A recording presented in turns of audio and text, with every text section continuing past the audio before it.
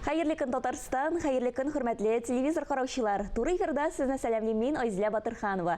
Тапшыруыбызның иҗат төркеме безнең белән һәр тамашачыга күтәренке кәеф, уңышлы, нәтиҗәле эш көне тели. Бүген 14 июнь, чәршәмбе көн. 14 июньдә бөтен дөньяда кан доноры көне билгеләп үтелә. Әлеге дата Австрия табибы һәм иммунологы, кешедә кан төркемнәрен ачкан Нобель премиясе лауреаты Карл Ландштейнерның туган көненә багышлана. Әлеге бәйрәм кеше гомерен саклап калу өчен үз канын биргән донорларга рәхмәт белдерү. Шулай ук 14 июнь халыкара блогерлар көне. Бу бәйрәмне үткәрү идеясы 2004 елда туган. Бер юлы 40-тан артык илдән 500 кеше берләшеп, үз көннәрен бөтен дөнья челтәр блогерлары арасында дуслык мөнәсәбәтләренең символын булдырырга кирәк дип карар итә.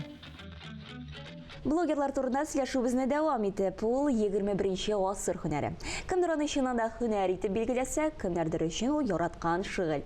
Бүген исә блогерларны махсус югары уку йортларында укытмасалар да, хәер онда да факультатив буларак аның нигезләрен өйрәнәләр. Махсус курслар ярдәмендә блогер булу асылына төшенеп була. Блогерлар төрле була, кемдер киенергә өйрәтә, кемдер аш-су серләренә төшендерә, кемдер реклама ясый, ә кемдер яшьләрдә милливлекне, милли үзаң кебек төшенчәләрне сеңдерергә тырыша. Һәм шундый блогерыбыз Татар эстрадасының популяр җырчысы Лилия Хайруллина. Лилия, бүген бездә кунакта. Сәлам, бик шатбыз сезне студиябызда күрергә. Хәерле көн, исәнмесез?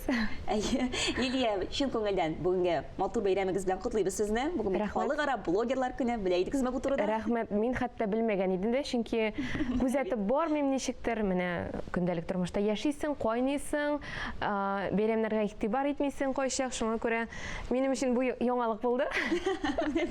Рәхмәт кутлаганың өчен. Ләкин шулай да менә бәйрәмнәр артыннан күзәтмим дип әйтсәгез дә, кулыгызда һәр вакыт сезнең телефон дип әйтгәндә, кесә телефоны һәм һәр вакыт сез үз тормышыгызны, кая бардыгыз, ни эшләдегез, аларның барысын да инде көндәлек форматында безгә тамашачыларга, халыкка күрсәтеп барасыз, шулай бит? Әлбәттә. Эшебезнең бер өлеше дип әйтәсем килә. Кешене кызыксындыру, ничектер, ниндер информация белән таныштыру. Әлбәттә инде бөтен бәйрәмнәр турында да оныту түгел, мөһим бәйрәмнәрне истә тотабыз. Бу да мөһим бәйрәм, тик менә бераз онытып җибәргән. Менә шулай да блогерлык турында бүген сөйләшәбез бит инде без. Блогер булуның 3 уңай һәм 3 тискәре ягы сезнең өчен. Әлбәттә инде уңай яклары да, тискәре яклары да бар. Уңай якларга нәрсә дип әйтим микән?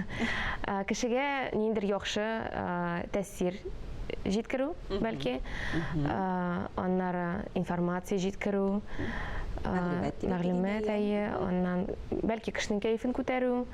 Хәзер инде күп итеп санап китәм инде. Нинди уңай яклар бар микән тагын? Миңа килгәндә инде үземне таныту, мәсәлән, шәхес буларак, шәхсән шулай дип әйтсәк, җырчы буларак та, блогер буларак та, кешегә инде менә икәнемчә, минем уйлавымча, иң фикер лидерлары дип әйтәләр бит инде безне хәзер блогерларны. Шуңа күрә менә тәэсир ул яхшы да булырга мөмкин, тискәре дә булырга мөмкин.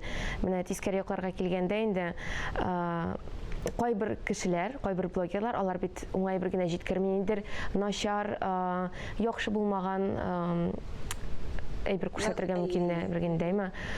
Кеше, бәлки яшьләр моңа карап үрнәк алырга мөмкиннәр. Шуңа күрә нәрсә күрсәткәнне белеп күрсәтергә кирәк.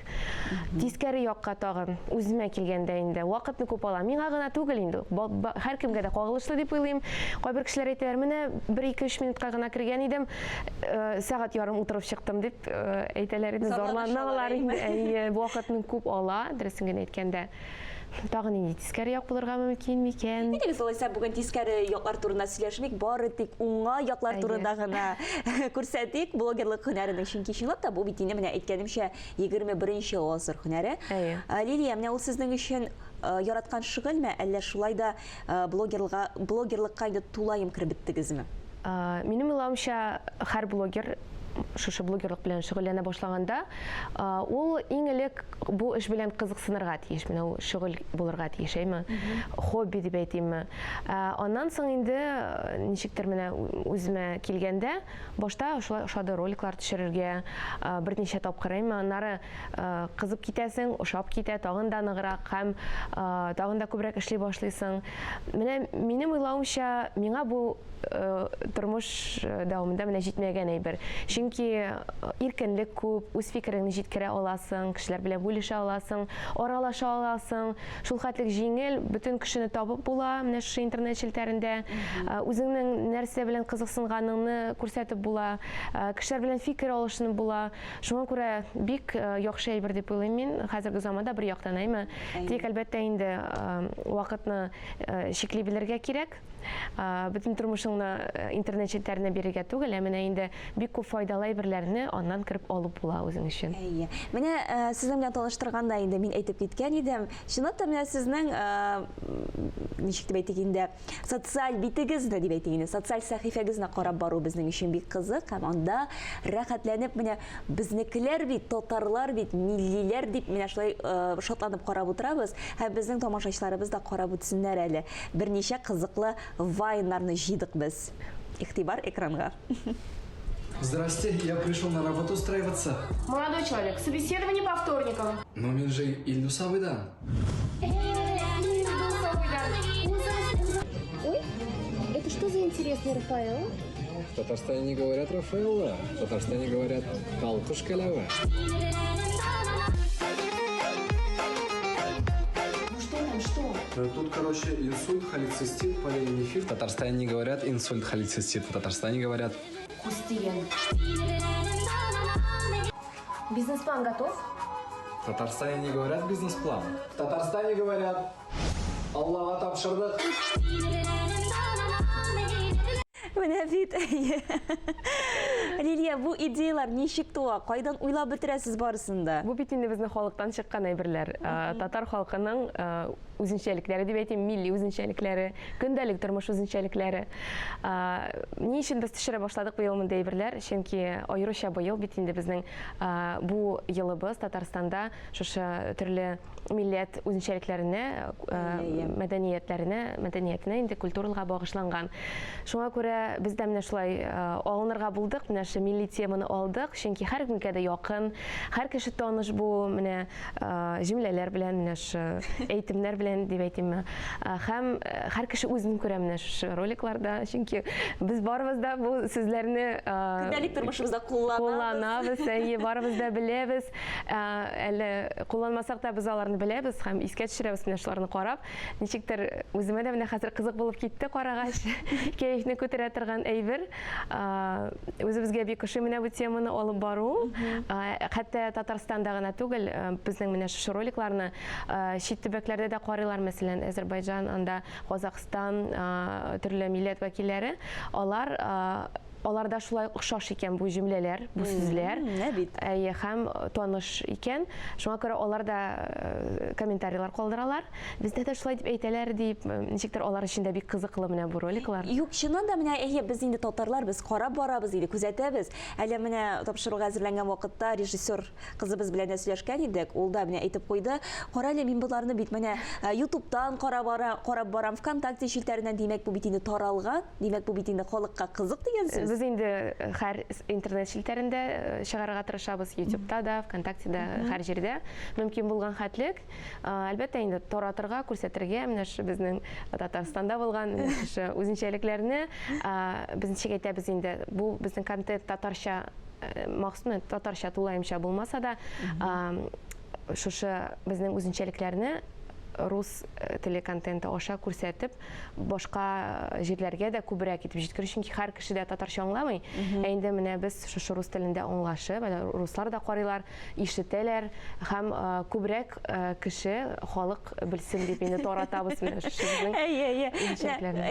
Кирип кала бит колакка. Аха, Ильдус Абыдан, аха, Аллага тапшырдык дигән сүз бар дип Талкуш Калява әйтте. Кешеләргә инде күбрәк яхшы кәеф истисе килә, кәефләрен күтәрәсе килә, шундый һәр кеше бит үз тормышында кайный, кемдер проблемалар, авырлыкларында, авыр тормыш. Шуңа күрә кешегә әзрәк дәрт биреп, менә шулай елмайтасы килә инде. Әйе, бик дөрес эшлисез. Рәхмәт. Блогерлык турында сөйләшү безне дәвам итеп, тагын шундый сорау бирим әле. Менә гомумән алганда блогерлар алар башка һөнәр ияләренә караганда үзара менә дуслык җипләрен нык тоталар. Әле без менә бу бәйрәмгә әйләнеп кайтсак, менә инде безнең инде тапшыру башында әйтеп узган идем, ничә илдән 400 блогер алар бит бергә җыелышып, әйтәгез менә шундый үзебезгә халыкара бәйрәм оештырык дип әйткән булганнар. Менә карап барам безнең татар блогерлары да, алар гел менә туган көн булсынмы, бәби чәе булсынмы, нәрсә булсынмы, гел бергәләшеп җыелалар, кулларында телефон төшерәләр, барысында име. Димәк, менә бу дуслык хөкем сөрә, шулай бит. Дуслык бар әлбәттә. Һәр кеше үзенчә инде, һәр кеше кемдер бу блогерлар белән аралаша, кемдер аралашмый, бар әле хәтта аралашкан кешеләр дә бар. Әлбәттә, инде без бит кешеләр, бу бит тормыш. Булай инде дуслык бар дип әйтәсем килә. Кайчак җыелышабыз, менә шундый җыелышлар оештырабыз, аралашабыз, төшерәбез. Күп кенә төрле чараларга чакыралар безне. Мәсәлән, нәрсәдер ачыла икән, ниндидер анда презентация икән, блогерларны бергә җыеп инде чакыралар. Без шунда да аралашабыз. Беренче булып ишетәләр инде, әйме? Әйе, без мәгълүмат җиткерәбез, әлбәттә, хәзер бит инде кимсетеп әйтәсе килмәй, телевидениедә бар, радиода бар, әмма тик менә бар аудитория төрле бит инде. Бар телевидение гына караучы кешеләр, телевизор караучы кешеләр, бар менә күбрәк интернет челтәрендә утыручылар. Мәгълүматны төрле өлкәдә, чыганаклардан таратырга кирәк. Шуңа күрә безнең дә өлеш зур дип уйлыйм. Өлешегез зур һәм әйтергә кирәк, бу зур җаваплылык та. Әлбәттә. Сез менә әйтеп узган идегез, дөрес мәгълүмат. Хәзер бит бик күп фейковый информация дигән әйбер дигән төшенчә бар бит инде безнең. Фейк та, әлбәттә, һәм инде яхшы мисал китерәсе килә инде менә кешеләргә. Менә шулай эшләргә кирәк, булай эшләргә кирәк түгел дип инде. Мәсәлән, мин үземә килгәндә шул сәламәт яшәү тормышын күрсәтергә тырышам. Без барыбер, минем уйлавымча, тәэсир итәбез кешеләргә һәм шушы фикер лидерлары буларак җаваплылык бездә бик зур. Әйе, дөрес әйтәсез. Һәм инде сезгә карагачтан инде барыбер менә әйе, сез блогер, ләкин шулай да минем өчен сез Лилия барыбер ул җырчы. Лилия Хәйруллина, һәм инде сез бик күп төрле ничек дип дөрес әйтергә кирәк икән, үзгәрергә ярата торган җырчы, экспериментлар ярата торган җырчы. Шулай. Хәзерге вакытта иҗатыгыз турында да сөйләшеп алыйк. Күптән түгел беләм, концертыгыз узды, җанлы музыкага җырладыгыз. Әйе, күптән хыялланган идем мондый концерт турында. Бик күп еллар һәм менә ниһаять фикерләрне, көчләрне туплап, инде мин быел бу эшне башкарып чыктым. Милли китапханәдә 1000 театраль мәйданчыгында узды минем концертым. Тере тавыш, тере инструментлар белән театральләштерелгән. Режиссер белән куйдык без Анна Шигапова, Илсәр Илдусовна, бик тәҗрибәле режиссер, бик зур эш башкардык. Һәм инде бу концертны тагын мин кабатлап күрсәтергә телим, бәлки тагын да зуррак залда. Мин инде моны театр формасында шундый җирдә инде хыялланган идем эшләтергә. Миңа тәкъдим иттеләр, нишләп куймыйсың берәр зуррак залда дип, кеше күбрәк сыя торган залда.